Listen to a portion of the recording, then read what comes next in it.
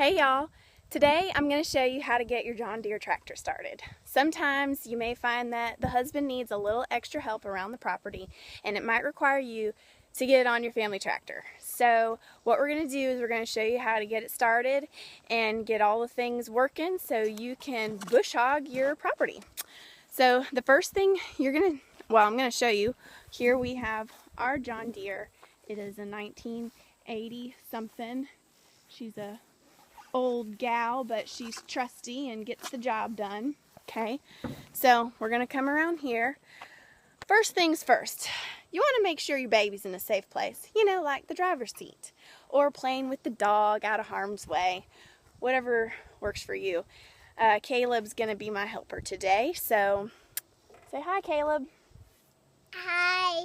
Okay, so I'm not going to crank her up. I'm just going to show you the steps to crank her up and the following steps to engage everything. So what you would do to crank her up is you would have to push this throttle forward till you hear it click. And that is going to allow you to start her with this key here. And you can start her up, but we're not going to do that. So then after you've cranked the tractor up, you have your brakes down here.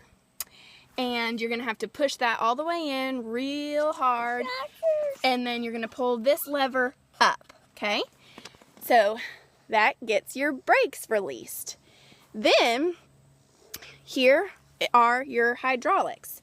This will lower and raise your blade for your bush hog or your finishing mower, whichever one you're using. And you want to make sure that it's not too low and scraping up your property. That's a big deal, especially to the farmer. And then the other very important lever is this right here. This engages the blade. Don't worry, Mr. Caleb, we're not getting going yet. You don't got to be concerned. So you push that down to engage the blade. And you really want to be sure that when you stop your tractor and you're going to get off, that you make sure the blades are disengaged. So you want to pull that back up so your blades aren't running when you get off your tractor. That could be real dangerous.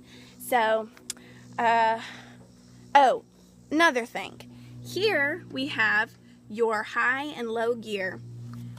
When it's flipped the right way, because ours turns around, I noticed. High is, well, which way is high? Okay.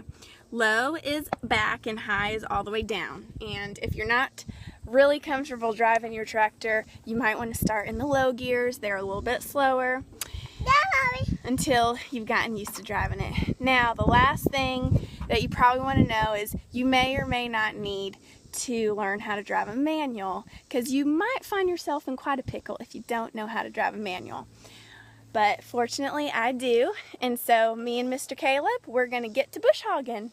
So I hope you enjoyed this tutorial, and happy tractor driving!